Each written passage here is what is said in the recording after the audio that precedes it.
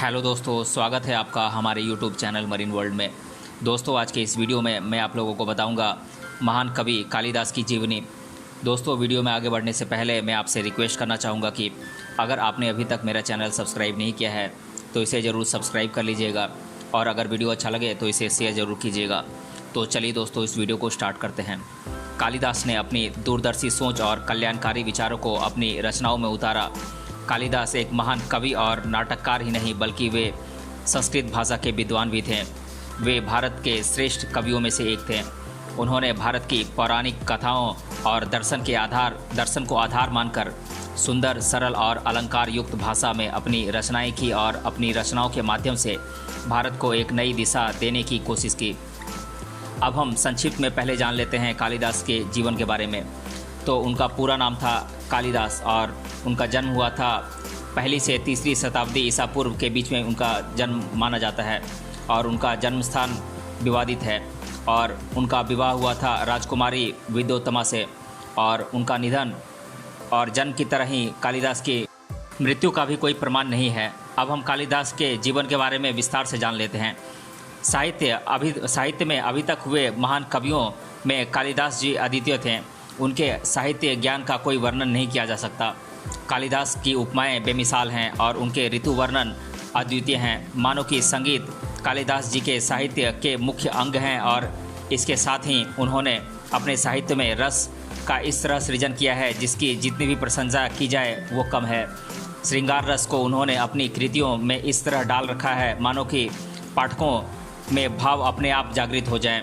इसके साथ ही विलक्षण प्रतिभा से निखरे हुए महान कवि कालिदास जी के साहित्य की खास बात यह है कि उन्होंने साहित्यिक सौंदर्य के साथ साथ आदर्शवादी परंपरा और नैतिक मूल्यों का समुचित ध्यान रखा है। माना जाता है कि कालिदास माँ काली के परम उपासक थे, अर्थात कालिदास जी के नाम का अर्थ है काली की सेवा करने वाला। कालिदास अपनी कृतियों के माध्यम से हर किसी को अपनी तरफ आकर्षित कर लेते थे। एक बार जिसको उनकी रचनाओं की आदत लग जाती तो बस वो उनकी लिखी गई कृतियों में ही लीन हो जाता था। ठीक वैसे ही जैसे उनको कोई एक बार देख लेता तो बस देखता ही रहता था, क्योंकि वो अत्यंत मनमोहक थे। इसके साथ ही वे राजा विक्रमादित्य के दरबार में 9 रत्नों में से एक थे। साहित्य के विद्वान और महाकवि कालिदास का जन्म कब और कहाँ हुआ इसके बारे में अभी तक कुछ स्पष्ट नहीं है, लेकिन इनके जन्म को लेकर विद्वानों के अलग अलग मत हैं। ऐसा माना जाता है कि 150 ईसा पूर्व से 450 ईस्वी तक कालिदास रहे होंगे, जबकि एक रिसर्च के मुताबिक कालिदास गुप्त काल में जन्मे होंगे। चूँकि कालिदास ने द्वितीय शुंग शासक अग्निमित्र को नायक बनाकर मालविकाग्निमित्रम नाटक लिखा था, और अग्निमित्र ने 170 ईसा पूर्व में शासन किया था, जिससे कालिदास के जन्म का अनुमान लगाया जा सकता है। छठी सदी में वानभट्ट ने अपनी रचना हर्षचरितम में कालिदास का उल्लेख किया है, तथा इसी काल के पुलकेशिन द्वितीय के एहोल अभिलेख में कालिदास का जिक्र है।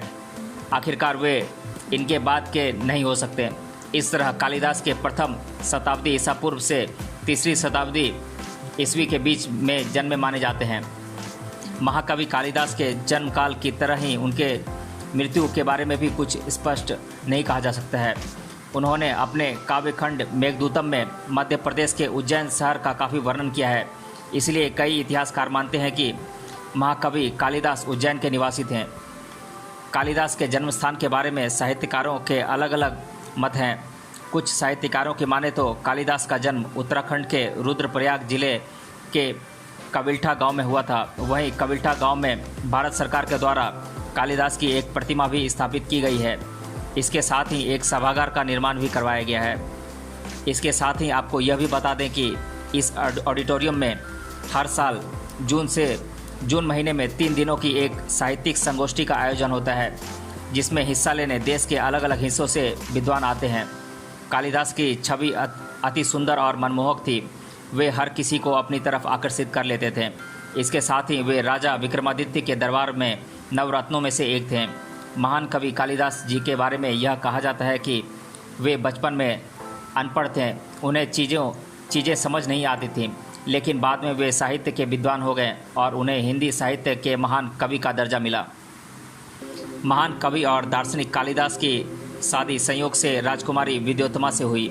ऐसा कहा जाता है कि राजकुमारी विद्योत्तमा ने प्रतिज्ञा की थी कि जो भी उन्हें शास्त्रार्थ में हरा देगा वो उसी के साथ शादी करेंगी। जब विद्योत्तमा ने शास्त्रार्थ में सभी विद्वानों को हरा दिया तो अपमान से दुखी और इसका बदला लेने के लिए छल से कुछ विद्वानों ने कालिदास से राजकुमारी विद्योत्तमा का शास्त्रार्थ करवाया और उनका विवाह राजकुमारी विद्योत्तमा से करवा दिया। आपको बता दें कि शास्त्रार्थ का परीक्षण करने के लिए राजकुमारी विद्योत्तमा मौन शब्दावली में गूढ़ प्रश्न पूछती थी, जिसे कालिदास अपनी बुद्धि से मौन संकेतों से ही जवाब दे देते थे। विद्योत्तमा को लगता था कि कालिदास गूढ़ प्रश्न का गूढ़ जवाब दे रहे हैं। उदाहरण के लिए विद्योत्तमा ने प्रश्न के रूप में खुला हाथ दिखाया तो कालिदास को लगा कि वह थप्पड़ मारने की धमकी दे रही है, इसलिए उसके जवाब में उन्होंने घूसा दिखा दिया। तब विद्योत्तमा को लगा कि कालिदास जी कह रहे हैं कि पांचों इंद्रियां भले ही अलग हों पर सभी एक ही मन के द्वारा संचालित होती हैं। इसलिए इससे प्रभावित होकर राजकुमारी विद्योत्तमा ने कालिदास जी से शादी करने के लिए हामी भर दी और उन्हें अपने पति के रूप में स्वीकार कर लिया। कुछ दिनों बाद जब राजकुमारी विद्योत्तमा को जब कालिदास की मंदबुद्धि होने का पता चला तो वो अत्यंत दुखी हुई और कालिदास जी को धिक्कारा की और यह कहकर घर से निकाल दिया कि सच्चे पंडित बने बिना घर वापस नहीं आना। फिर क्या था, पत्नी से अपमानित हुए कालिदास ने विद्या प्राप्त करने का संकल्प लिया और सच्चे पंडित बनने की ठानी और इस संकल्प के साथ वे घर से बाहर निकले और माँ काली की सच्चे मन से उपासना करने लगे, जिसके बाद माँ काली के आशीर्वाद से वे परम ज्ञानी और साहित्य के विद्वान बन गए। इसके बाद वे अपने घर लौटे और अपनी पत्नी को आवाज़ दी, जिसके बाद विद्योत्तमा दरवाजे पर सुनकर ही समझ गई कि कोई विद्वान व्यक्ति आया है और इस तरह उन्हें अपनी पत्नी के धिक्कारने के बाद परम ज्ञान की प्राप्ति हुई और वे महान कवि बन गए। आज उनकी गणना दुनिया के सर्वश्रेष्ठ कवियों में की जाती है और यही नहीं, संस्कृति साहित्य में अभी तक कालिदास जैसा कोई दूसरा कवि पैदा नहीं हुआ। महाकवि कालिदास की गणना भारत के ही नहीं बल्कि संसार के सर्वश्रेष्ठ साहित्यकारों में की जाती है। उन्होंने नाट्य, महाकाव्य और गीत काव्य के क्षेत्र में अपनी अद्भुत रचना शक्ति का प्रदर्शन कर अपनी एक अलग पहचान बनाई। अब हम महाकवि कालिदास जी की रचनाओं के बारे में जान लेते हैं। कालिदास ने अपनी दूरदर्शी सोच और विलक्षण बुद्धि से जो रचनाएं लिखीं, उनकी बदौलत उनकी गणना दुनिया के सर्वश्रेष्ठ कवियों और नाटककारों में होती है। उनकी रचनाओं का साहित्य के साथ साथ ऐतिहासिक महत्व भी है। उनके रचनाओं की एक लंबी लिस्ट है, लेकिन कालिदास को उनकी 7 रचनाओं की वजह से सबसे ज़्यादा ख्याति मिली है। वे रचनाएं हैं महाकाव्य रघुवंशम और कुमार संभवम, खंड काव्य मेघदूतम और ऋतुसंहारम और 3 अन्य नाटक प्रसिद्ध हैं।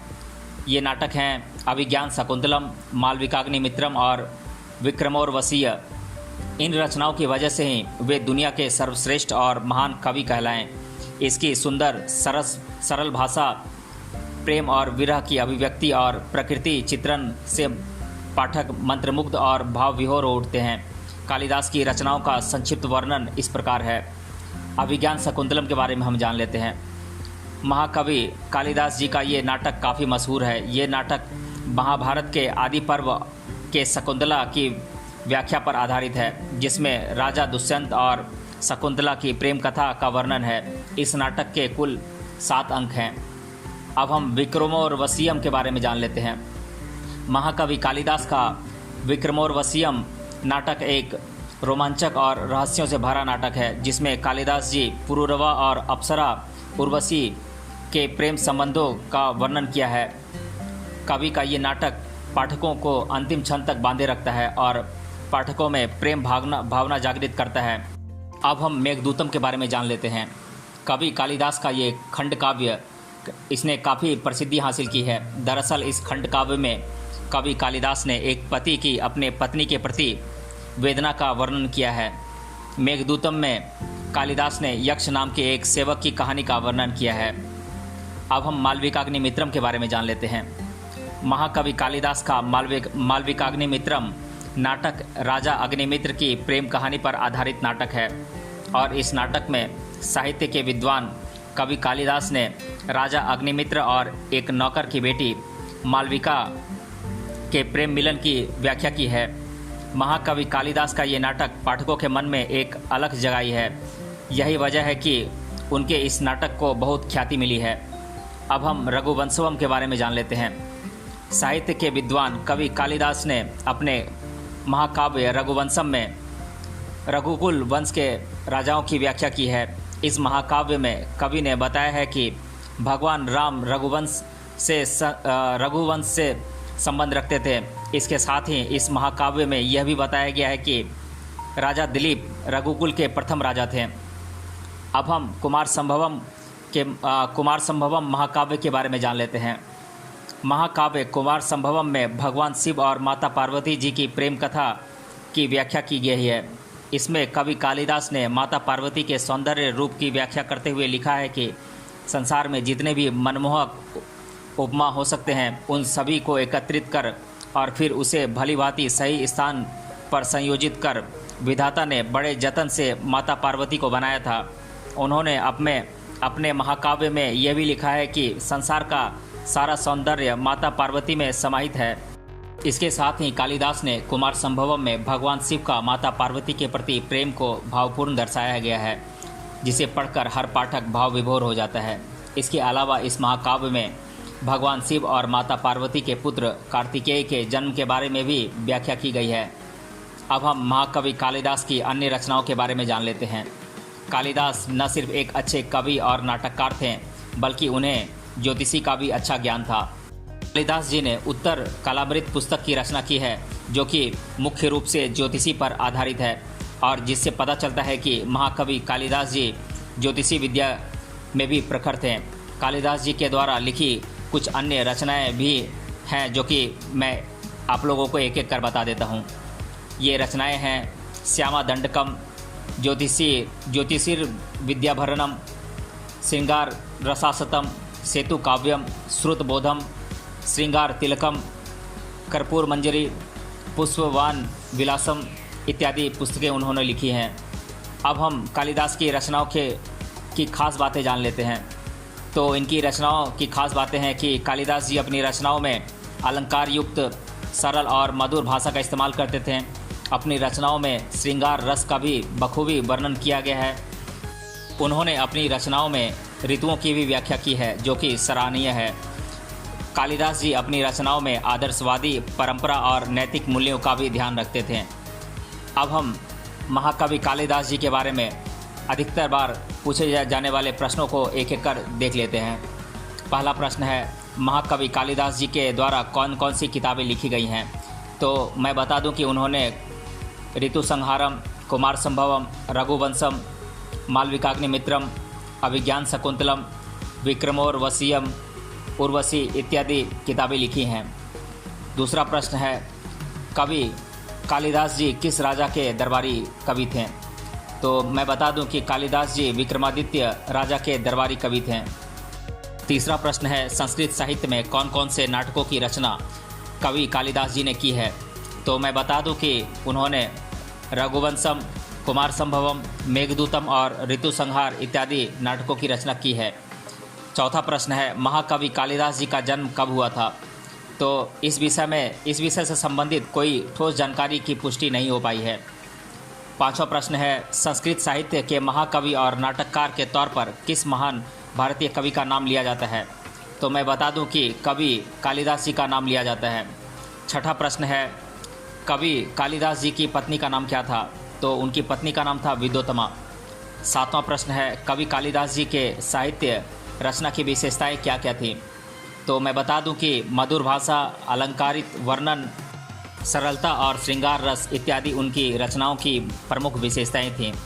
आठवां प्रश्न है, महान कवि कालिदास जी की मृत्यु कब हुई थी? तो मैं बता दूं कि कालिदास जी की मृत्यु की तारीख का कोई विश्वसनीय प्रमाण मौजूद नहीं है। तो दोस्तों, आज के इस वीडियो में हमने जाना महान कवि कालिदास जी की जीवनी के बारे में। अगर आपने अभी तक इस वीडियो को पूरा देखा है तो हमें कमेंट बॉक्स में कमेंट करके बताइए कि कालिदास जी की पत्नी का नाम क्या था। मिलते हैं अगले वीडियो में किसी अन्य टॉपिक के साथ। तब तक के लिए धन्यवाद।